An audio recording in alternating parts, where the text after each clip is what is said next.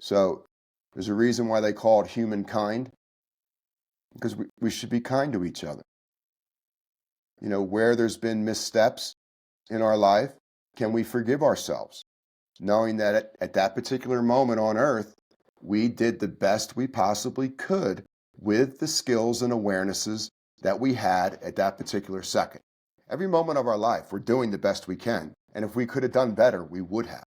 So there's nothing to be ashamed about. There's nothing to be depressed about. Just forgive yourself and do better next time.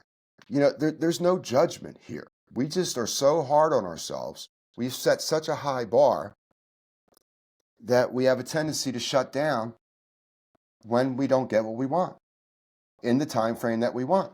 Life is an endurance game. Okay, you're going to be here for a long time with little periods of sprinting. That's the way it used to be. Now it's all sprinting and no endurance, and everybody's exhausted and can't sleep at night.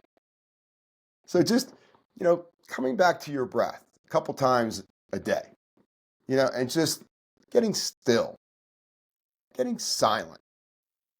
Use the breath to help nurture the part of yourself that you might identify with pain.